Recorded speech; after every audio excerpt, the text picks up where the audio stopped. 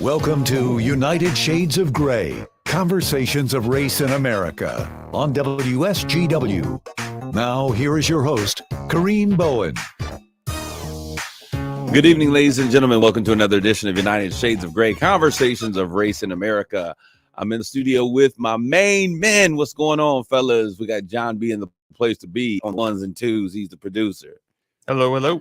And we have with us Mark Bassett, the guy to my right, my main man, my right-hand guy. What's happening, Mark? Not too much. So Mark, you've been around for a little bit. I have been. I'll be out in a couple weeks. But, should have known. Where are you going, Mark? Kansas City to help my oldest son with his two daughters while my daughter-in-law's at a conference. I'm going to Kansas City. Kansas City, here I come. All right, we got you. For those that are listening to us via social media platforms, we certainly thank you. And as usual, there are two shows, the one that you hear on the radio, but there's also the one that you get in the social media stream. So we want to thank you guys for continually coming in. And those of you who are watching us, you can watch us on our WSGW sites, Twitter, Instagram, all of those things, United Shades of Gray, Facebook. You can go to YouTube. We are literally everywhere. Did you like the way I said everywhere? Hey, Everywhere. By the way, when you open with the introduction, you say good evening, but in Joliet, this is in the afternoon. So you may have to work on that. Well, it's evening after. We don't really. I don't know. Do you know when? Do you know officially today? Good day to you. When are we actually airing in Joliet? I'm actually not sure. I'll have to check. I thought it was noon. No. We were saying that it was. It's probably about the same slot. We were thinking maybe someone who's listening to this in Joliet next week when we'll come on the in stream in the stream and let us know. Yeah, absolutely. So we thank you, Joliet, at WJOL. We certainly welcome you to the audience. And I want to tell you, I enjoy you guys and I enjoy these conversations. And, someone said to me, you guys look like you guys are having fun. And it's funny because, we often talk about things that can get people, I don't want to say their panties in a bind. I don't know if we can say that on the air or not. Well, you just did. I kind of did. But, they get frustrated by the conversations that we have. Or they can be frustrated by the conversations. So I think that it's important for us to be able to get along. And Mark, it's so funny. So many people say to me all the time, I can see why you get along. People know me, say, I see why you get along with Mark. And I was like, why you say that? It's like, because he says what he wants to say. And so I think it's good. I think it's a good dynamic. And so we want you to continue in this journey. And hopefully you're challenging yourself to tune in and be a part of these conversations. We're going to kind of continue something that we started on last week, and I think it's going to be really cool. But before we get to that, I'm getting a head signal. No, before we get to that, we're going to I want to talk about what's hot off the press, and this is it's sad, but it is indicative of the times. And I want to know what you guys are thinking about this. We've been talking about this literally for about 2.5 years now. About young black men. I mean, it's been longer. The conversation. Yeah, this has been going on forever.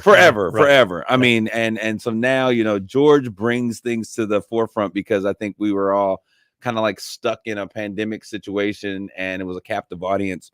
But Texas police charged an ex-officer. He's now an ex-officer. They charged an officer shooting multiple times a young man, Eric Cantu, who's 17 years old. He was sitting in the parking lot. Eating a hamburger at Mickey D's, and dude supposedly, and I say dude, I'm saying officer. The officer supposedly thought, this guy was somebody that he was looking for in a situation the night before they got away, and he comes up to him, and he just pulls the door open and tells him to get out the car, and of course, if you are like me, like. We're putting that mug in reverse. I probably wouldn't drive and just went through whatever was. He startled him. So the kid puts the car in drive, reverses, and takes off. The officer is shooting at this guy while he's leaving, and it wasn't even a dude. So this is what's crazy. Had you guys, I know that I sent this out, but had you guys taken a look at that? I hadn't, so I looked at it for a few minutes while we were waiting here. Yeah. Obviously, horrific situation. Who knows what this policeman was thinking. He was a rookie. He was actually on probation. according to the police chief, violated every protocol and procedure. Every protocol and everybody he knew to call. Yeah. in the book. So I don't know. Who knows what drives people to do this kind of crazy thing? I don't know. So, John, what are your thoughts? I've seen a couple breakdowns of the incident. Okay. And yeah, no, it just looks like he approached the situation completely incorrectly. And I know if I'm sitting in the parking lot eating a hamburger and I've got my girlfriend sitting next to me in the passenger seat, Right. and someone flings open the door, first thing I hear is get out of the car.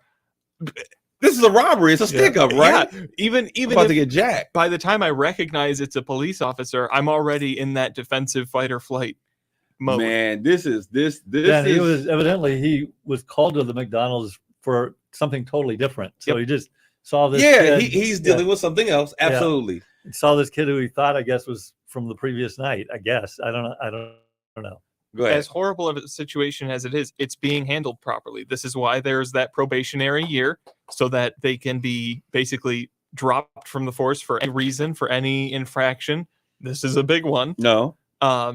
It's being handled correctly, and I think have charges been brought? Yes, they charges actually have charged been brought. Yes. Yep. So that's where I was going with this. So thank you.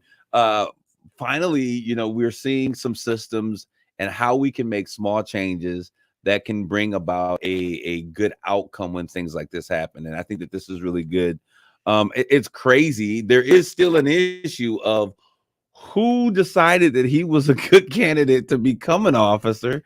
And I think that, I guess, with, police off stations across the country needing officers, it kind of got slim pickings these days. But it goes back to what I say, some of this stuff is training, but some of this stuff is really about us not looking deeper into the people that we're putting in control and over other people's lives. Because when you're protecting and serving, a lot of times one of the key components of that is to create an atmosphere where you can control that environment.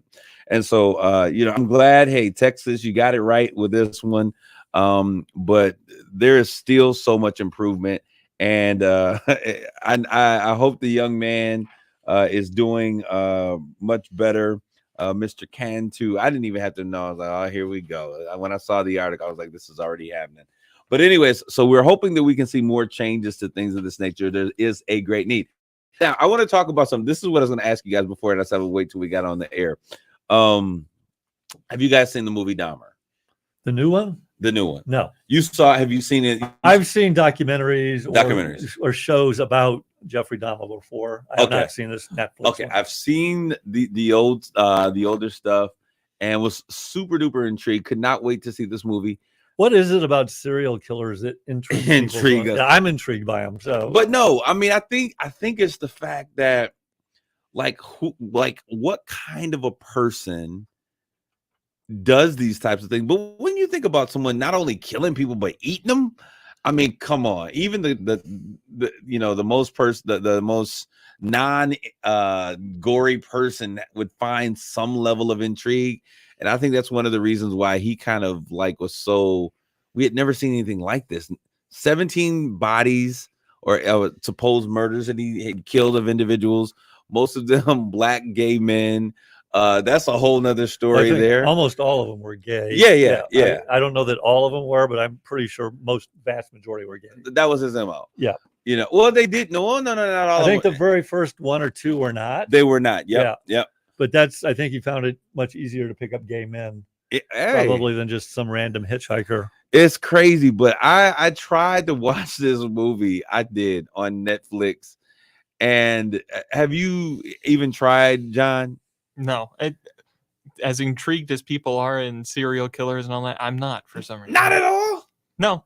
Man, okay, so let me those of you who are listening, and not that I'm trying to drive Netflix, anyone to run and watch this on Netflix. As a matter of fact, I could not make it through the series. As a matter of fact, I tried to watch the very first episode of it, and it was so weird to me that but you've seen other series about him, so what was it about this particular one? Good question. Yeah. What was different about this particular series was that they show you it from the victim's perspective. So you see Jeff Dahmer's, but a lot of it gives you insight into the individuals and what they saw before these things took place. And so and they start off at the very beginning, and this is what got me, there he's watching The Exorcist. He's making one of his victims sit there and naked on a bed. He's listening to his heart. They're watching I was like, this is kind of weird. And I don't do that demonic thing too well. And then just to see the things that were happening and how they were having body parts on this, it was Niecy Nash, who played the nosy neighbor next door. Oh, Niecy Nash was in this? She's in this. Wow, No, yeah. I like Niecy. I love Niecy Nash. I think she is a great talent. Kudos, shout out to Niecy. She's in it. She plays the next door neighbor who had been calling the cops saying there's a horrible stench. Yeah. Something's going on. We're hearing this. And so she was so bomb. Absolutely. She was the bomb. Thank you, Kawana Cash. In this movie, I was just kind of blown away at how this could happen. And this is where I wanted to go. When we look at that, as we said, 1978 to 1991, 17 victims, largely gay black men. She was an African-American woman saying that white boy next door is doing something crazy. I'm telling you.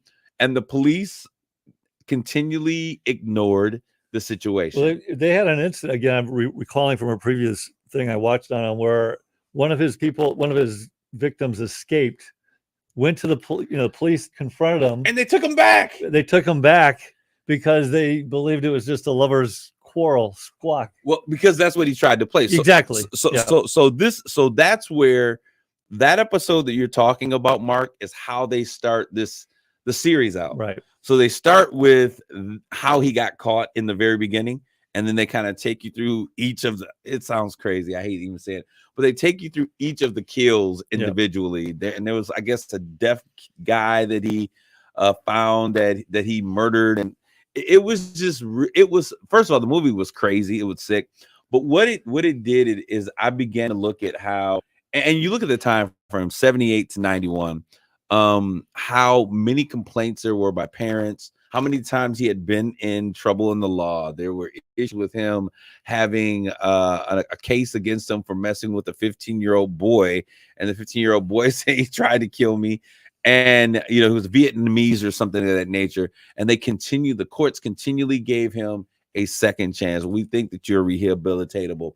That would have never happened for a black man. That dude would have been underneath the cage. And I just thought about it when you were saying about how the police officers, this guy he was found half naked, screaming, this guy tried to kill me. And the police take him back to the scene and have a confrontation with Jeff. And it was only until they went inside and found pictures of dead bodies that they believed the situation. And so when I look at that, I think that the courts had so much to do with this. Now, at this time, I'm probably like a high school student. I think I was probably during this whole thing. And so it didn't really register as it does now, being a grown man looking back at it, how the police and the courts view what criminals look like, and how they determine, what criminals look like, and who's good and who is able to be rehabilitated and who's not. And so I think this is a perfect example of how many times, have you ever seen the movie How They See Us? No. Okay, Jonathan, Mark, you guys have homework. I want you to go.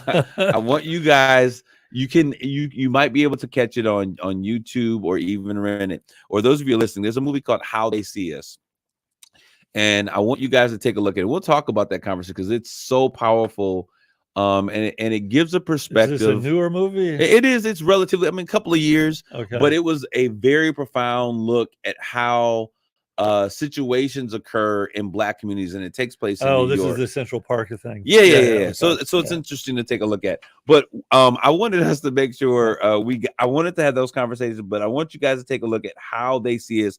Now we're going to get back to a conversation that we started on last week or March. Last week's stream, because we had that NAACP we had a break in the thing for the radio. So if you're watching us via stream, then it was last week's conversation. But I think someone said you got to watch that movie to the end. I can't get through all those episodes. It's too much gore. One? Is that what they're talking about? Too much gore and too much death. Thank you, Kawana Cash, but I just can't do it. But I want to talk about something because I thought this was so funny.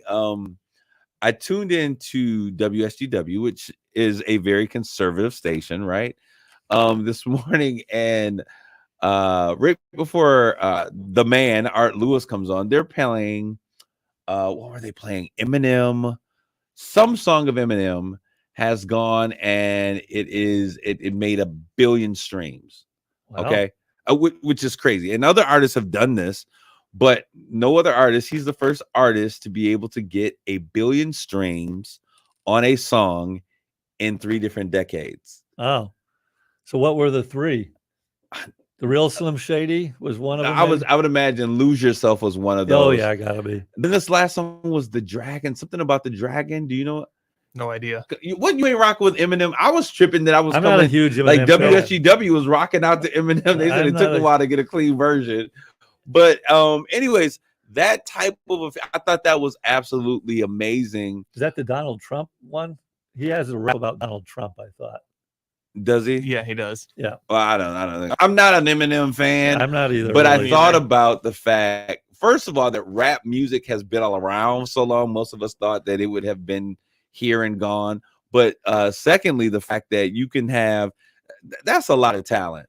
And of course, we know that rap music is purchased by young teenage white kids who are the predominant consumers of rap music, which is kind of funny. Well, it's 70% of the population is white, roughly. But that's who buys music. We wasn't buying music when we was Where like, do you buy music? You buy it and we'll get somewhere, or you buy the record and we'll borrow it and we'll all use it, right? But no, little Johnny up, in Cascade County Hills somewhere he's got all the downloads, and now they're downloading music. But it was 1 billion streams over 3 decades, 3 songs. That is an amazing feat. It is. And so I just went, hey, shout out to you, Eminem. You not only are you making good music, dude, you getting paid. So great job on what you're doing. Let's get back to the conversation. And once again, just let's make the clarification. John, you're the producer. You're supposed to make sure that we got this stuff together. Explain what our listeners are going to hear. If it's not, when will they, if they're missing a piece of this or they didn't catch the episode or the portion of this before, what are they? So those that paid attention, those that listen on the stream, they did not get the NAACP coverage that we had of their Freedom Fund banquet. Right. But those that listen on the radio, they got that coverage, but they didn't get the stream from last week, where we began this conversation of how we see race. Okay. Are they going to get that this week? They're going to get that next week. They're going to get that when... Well, you're going to get it when we give it to you, okay? No. We'll have it at some... Well, I'm sure we'll have it at some point, but we're going to got to play these in sequence. You're the producer. This is the discussion, I guess. Okay. All right. Okay. So All we're going to... My ex-CEO kind of mentality is coming up here. Somebody's got to be in charge. Let's do this right. With us talking about current events, though, we want to keep things current. Okay. Absolutely.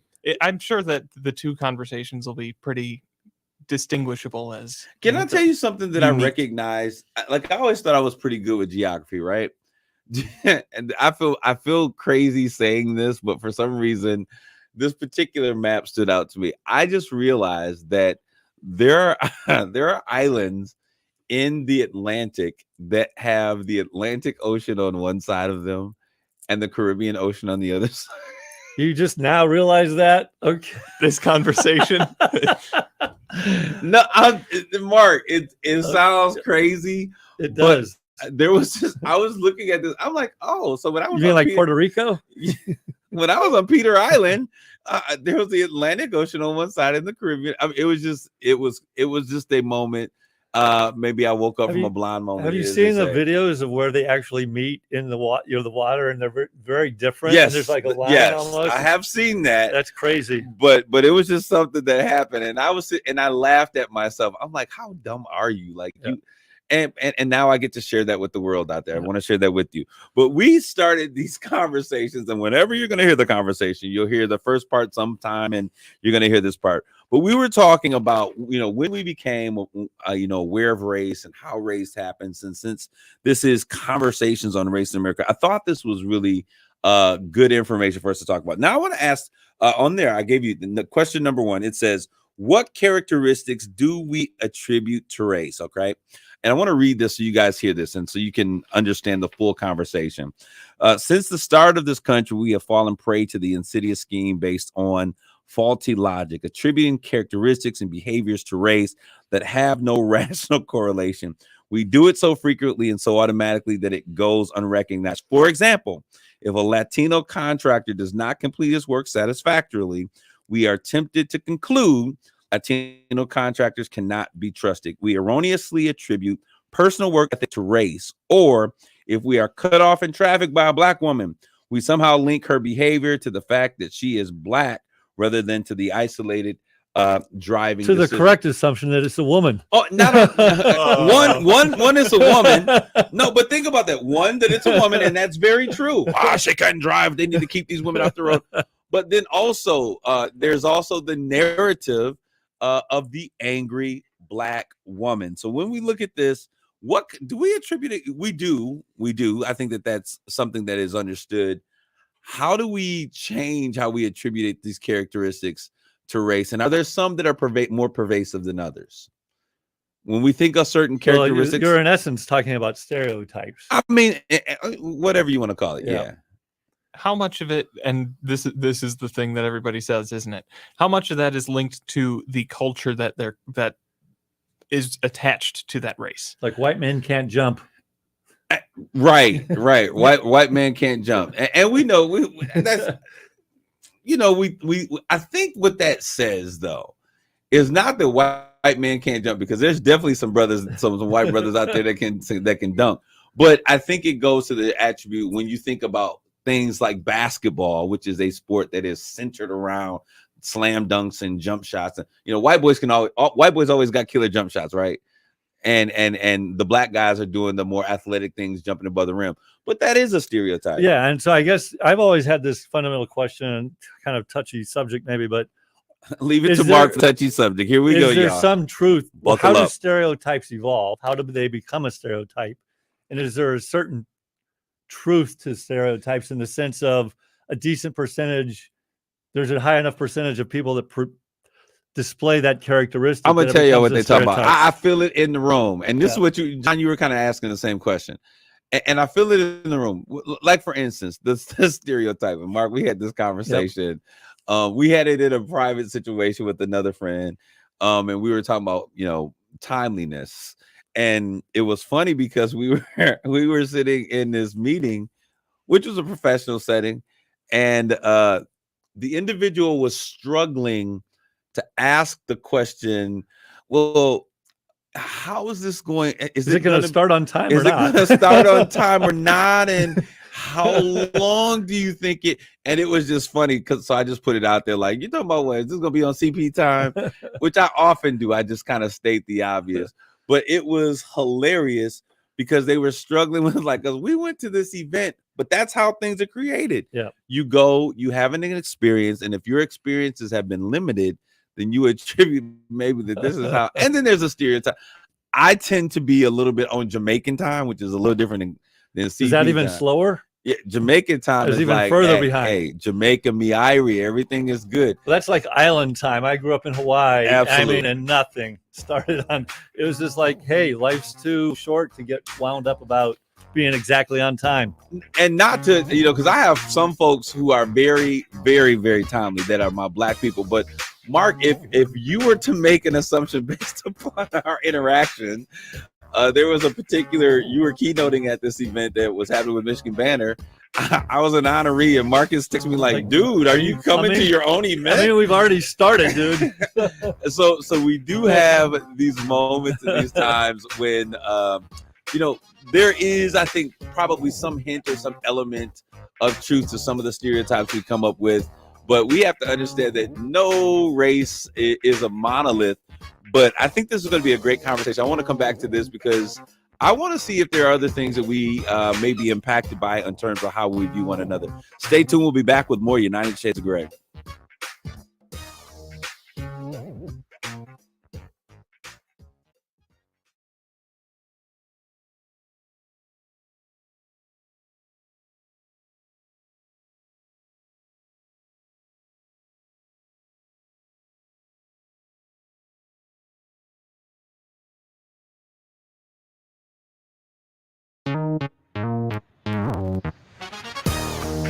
You're listening to United Shades of Grey on WSGW.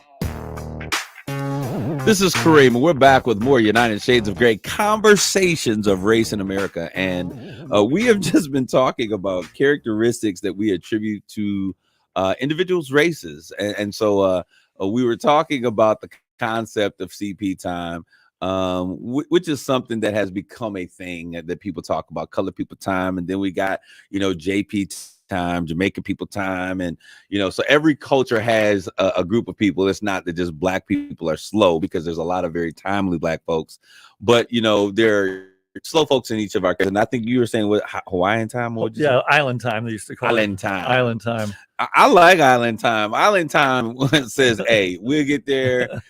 Get there when you get there. Take your time. Take it easy." And as they say in Jamaica, Irie, everything is all good. So I wanted to move, but are there other characteristics? What are some of the other things that we talk about in race? For instance, Asian people are smart. Well, what are you trying to say, that it's true? Look at the statistics. Now Asian people are inherently smart. No, I wouldn't say that. I would say that the culture promotes such a work ethic that Asian people get admitted to universities and things more, and there's actually been laws and policies put in place. Is there a correlation between like suicide and achievement in those similar cultures, you think? I think that I don't have the data in front of me, but I do think there is. I think the pressure that especially Northern Asian families put on their kids is achievement. It's all about achievement and succeeding, and there's still in that society a very strong element of you're going to do what I tell you to do as a parent. I've got a question in that same vein, Kareem. Yes. Is there a similar You said me by name. Yeah, I know. Yeah. In the Asian community, you're going to study perception, I'll say, because I don't have the personal experience except through friends. You're going to study, you're going to get into college, you're going to do great. Is there that kind of same thing? And I've heard it claimed for black people with sports in higher education. You know what? I think that at one, well, let's say something. There is a piece of truth that exists there. If a black man were going to succeed in life, he couldn't do it through education, because at one point it wasn't an option. He wasn't going to be a Wall Street stockbroker at one point because it was an option. So sports and entertainment have been a place where blacks have always been able to break those color barriers. So there is an element of truth that has existed because of the times that we were in. But now, I mean, I'm gonna say what white people always say: we had a black president. Yeah, I'm just joking, but I think now we understand that there is no limitation other than the one that we set for ourselves. And oftentimes, ignorant folks try to set for us, but we're able to overcome those as well. When we look at these things, what are some of the other characteristics or things that we attribute to races that we've heard of before? Let's just be bold and let's have this conversation. Dancing, would be an obvious one. I think black people are great dancers. I fall to it myself. You've never heard this? if I go to, I thought he was about to say gay people could dance. Well, they can too. I think that's another stereotype. But we're talking about stereotypes. But black people, man, if you go to an event, again, most of the events I go to are predominantly white. A black person walks onto the dance rhythm, floor. Don't get me wrong. You're expecting them to be a great dancer, better than. It's just like, again, I like to refer back to Dave Chappelle. He always has the white guy. He plays the white guy, and he's always super stiff, and he can't move. And he has this. Y'all just gotta learn to relax. Exactly. Like enjoy. It's on the 2 and the 4, not the 1 and the 3. That's what I always say. I can't keep a beat for the life of me. But God, Lord forgive me, but if you have ever seen my Aunt Patricia dance, Lord, I would say, what white woman is in your body? And for the most part, there is a sense of rhythm. I mean, black people, rhythm is a key component of culture. And you see that in many races or ethnicities that have a central theme that leads back to Africa. The drum, the percussion. Yeah. Dave Chappelle did another skit on that, the music and it impacts us. I mean, everything. So they had him and John Marr going around, and John Marr goes goes into a white boardroom, starts playing the electric guitar. These white people go nuts. Women start to take their tops. He goes into a black barber shop, starts playing the electric guitar, and all the black guys look at him like, what is wrong with this What is dude? going on with this guy? And then what's the drummer from Roots? Q-Tip. No, Questlove. Questlove Starts playing the drums, and they go nuts. They all start dancing. Yeah. It's the beat of the drum. Yeah. It is the rhythm of the heart. Yeah. That happens. So that's one example. What can you think of any other John that you've encountered that are things and these are stereotypes that some people actually believe are true? Can you think of others? The thing that comes to top of mind, you talked about the angry black woman. Yes. The thing that comes to top of mind for me, though, is the elderly black woman calling someone honey, or I don't know if that's have you never? That's kind of I've never heard that positive. one. You've never heard that? No. I've heard it, but it kind of reminds me. It's not a negative thing. Yeah.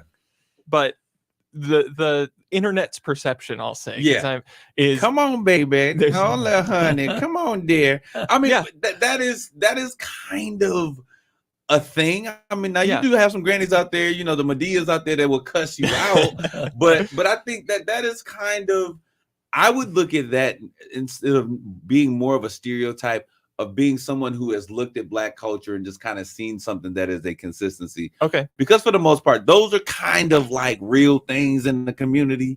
But I was thinking that somebody said that one. Okay. But I think that Stacy, you let me know, are those things that are a part of our community that kind of just transcend, like regardless of what family you come from, there is that black woman who is older, like, come on now, sugar lump, come on, baby. You know, that is, you know, when I look at Martin and different comedians who play a black woman, that is the example that you get, because that's kind of what you find in our community.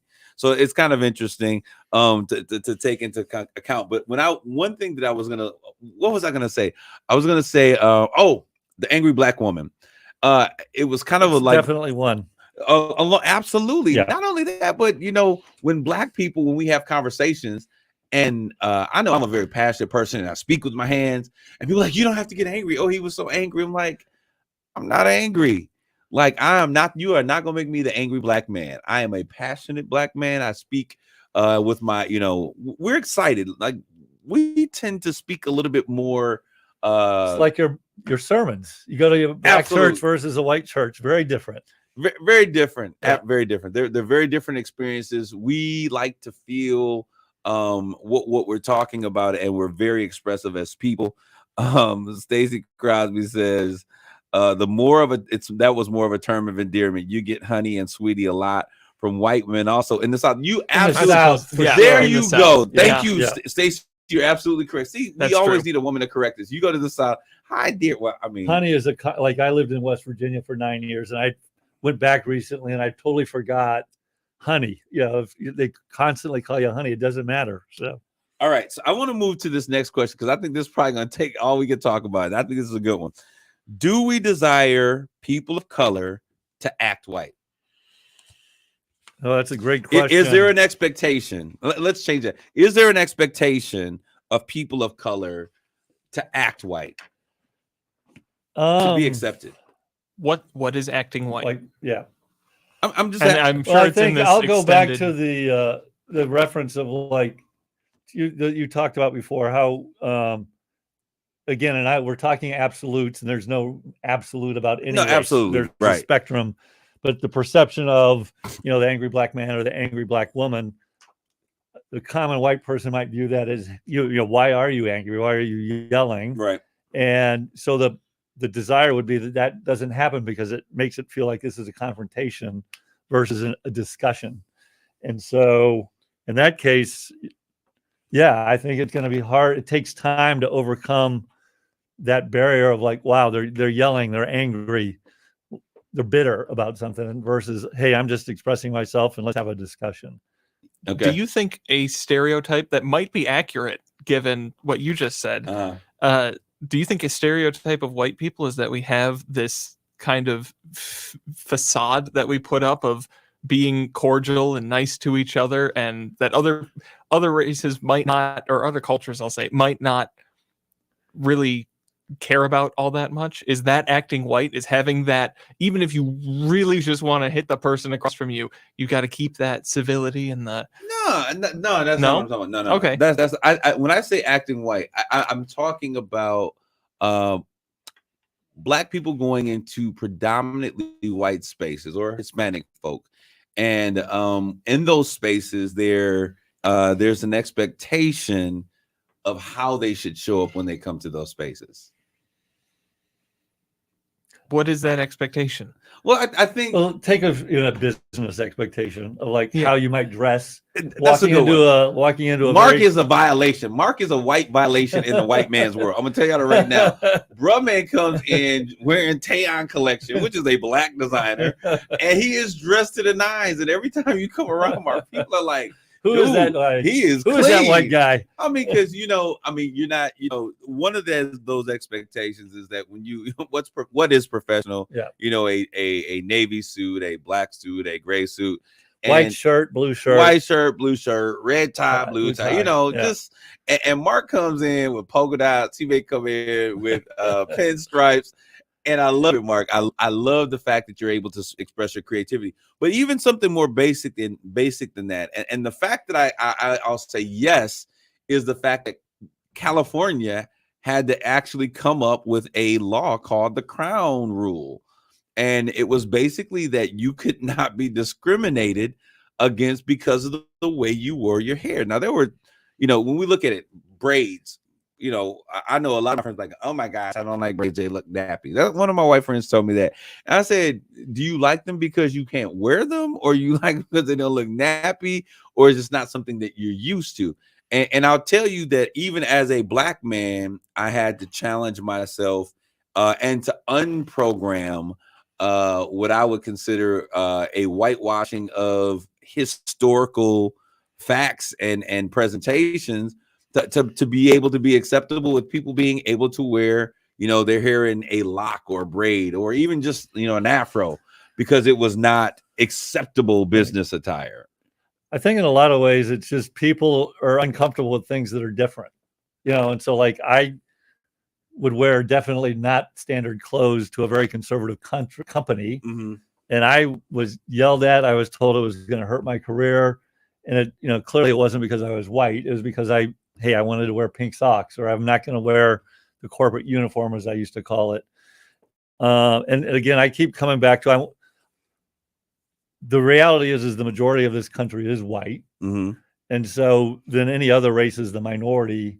And so, you're trying to fit in as a different race into a different, you're struggling with that. Okay. Times. Oh, so now you didn't took me somewhere, Mark, because my question is going to be where are we trying to fit in? I don't try to fit in. That's one of the things. Yeah. And what does this look like? This place that we should try to. What should America look like? Since white people, you said it. Yeah, white people are I think the majority of the people here, and there's I don't want to use the term dominance. There is a positioning of white America in places of prominence. I'll say it that way. Great way to do that.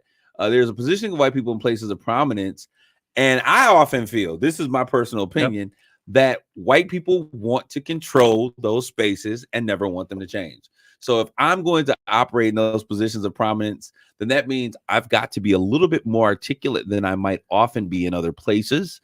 It means that I have to navigate, and these are things that are things that I really believe in and have had to deal with. And so I became the articulate one, or like he understands, because you speak is definite, can be there's an implication of by anyone listening. Okay. Irrespective of race, I believe. Do you think so? Of the level of education and or sophistication or intelligence. Oh my gosh, that is so wrong.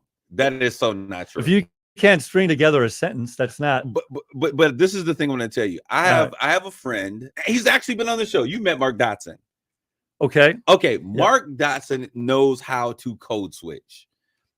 we understand what code switching Sure. is. Okay, for those who are I've listening, done it myself. okay, code Because switch. I'll speak a certain way to a certain group of people and a different way to other groups Absolutely. of people. So code switching is a thing that we learned like early on in life in Black America.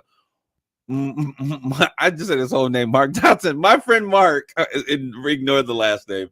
But anyways, he is a very accomplished attorney. All right. So when you meet him in the boardroom, he'll communicate in a particular way because he knows that's what's expected of him, and he doesn't want it to become a barrier. But when he and I are just kicking it, we having conversations, he is able to kind of clearly and he's gotten to a point. Let me clear this up for you, Mark, because if you hear this, I want to make sure that I make this very clear.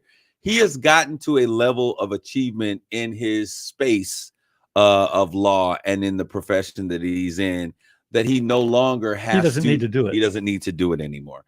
And so the thing that I'm saying is, I think that white America expects everyone in America to be to some degree white American in how we operate and how we deal with things. That's an unspoken expectation. All right, I'm going to be the young guy in the room real quick. Okay, young guy. I think that's an expectation on everyone. I think that there is a certain behavioral list, and it might be heavily influenced by quote unquote white culture. But I know that I talk very differently and say things that I would never say in the workplace when I'm hanging out with my friends and talking with them. When I'm hanging out with my family with different contexts. And there's a certain, when you're in a context, there's even a context for when you don't know what the context is. There's a certain set of behaviors that you're kind of expected to follow. And I think that goes beyond race. And I think I'm going to be. Where does it come from? This is where I'm going to be the young guy, and it's from society, man, and they just want you to conform. I think it comes very much from there's a certain set of rules that quote unquote need to be followed that don't actually need to be followed in order for people to communicate. Okay. Yeah, I would agree, because I was going to go, if a white guy walks into the same room and does what the black guy might do, he's going to end up with the same result Because he's acting black. Well, or take if you walk into a professional setting and you know, it's the Southern thing. Take someone who has a Southern accent and uses Southern slang. They're Southern, Mark. Okay, well, but my point is, it's not necessarily a race thing. This is the environment we're in. That's a different environment. And so if you don't conform to that environment, people are going to look at you with askance. I think that it is a race thing. And I think that the majority of white America has an expectation that their world should operate the way that they operate. And the reason I know that to be true is because we wouldn't have to make policies and procedures that protect people who don't fit into those groups. We wouldn't have to make, in terms of how you're able to bring your whole self into a place of operation. And this is something that is so basic, but white America, for me, just doesn't seem to understand that in order for us to operate in spaces, and I'm talking about me, in order for me as Kareem to operate in spaces, there are so many pieces and things that I would have to compromise to be fully accepted in those spaces. And some, such as give me an example so I understand. Just how I communicate. So do you communicate differently to me than you would at corporate America? Mark, I can kick it with you however I want to kick it with you. But this is what I'm saying about this, is that I am in a place right now that I am 100% comfortable with myself. I'm not looking to climb anybody's corporate ladder. What I have achieved. And so, like my friend Mark, I don't have a need to do those things. But when I talk to young Black individuals that are up and coming, Frank, for example, right? I'm like, Frank, I have to give him the lay of the land. Like, Frank, this is what it is. This is how we operate. This is how things happen. These are things you're going to have to encounter. And he'll come back to me and be like, you know what? You said it. And because he has a different perspective of what the American dream looks like, because a lot of the things that our forefathers had to deal with, he doesn't see on the surface. Many things are hidden. But I would say what's expected of Frank is expected of everybody, irrespective of race or gender. I don't think that. as a young person growing up professionally right now, I'm building kind of my career at this point. I've been in radio for 1 year. I think that I'm still trying to figure out those rules too. We were talking about building professional relationships with news sources because I'm working in news. There's a certain set of rules that I got to follow, and I have no idea what that set of rules is. However, look where you're at. Look what you're doing. Look at the level of what you're doing, where you are at the age that you are. And you just look at your experiences. And so what I'm saying is this. First of all, access and opportunities. In order to get access and for people to feel comfortable with you to use their name or to open a door or to scan their pass, they got to feel comfortable with you. And so there's certain things as an African-American man that I have to do in order for certain individuals. This is in the past. You have to do more than a white guy Absolutely, for them to be comfortable with you. To be comfortable that with I would tend to agree with you on that. Yeah, okay. What were you going to say? Two John, things. go One, ahead. you said this is in the past. Can you elaborate on that? Because you kind of threw it away there. What do you mean this is in the past? Do you think that those barriers are still there? No. I think that they're still there, Okay. but I don't think that they look the way that they used to look. Like, for Okay. instance, you can't kill an ideology. And Yeah. so, the Klan existed, right? People aren't wearing white suits anymore. Well, I mean, it's coming back. So people, they're making moves to bring the I have Klan a white tuxedo. I mean, not that ain't what we're talking about. But so the ideology, the idea or the thought process did not die, but it transformed into another way. So But don't you think it's getting a smaller percentage of the people adhere to that or believe in that? no, I think the majority of America feels a particular way. But even with making that statement, and I want to read your comments, Stacey. Even with making that statement about the majority of America feeling that way, I was listening to the radio this morning, and all of the people that were coming in that are voting for Donald Trump, even though there has been and there is yet to be proven, but there is this act of sedition that exists out there, that misogynistic language, homophobic language, racist language that comes out of him. They're still, why? Because it benefits them.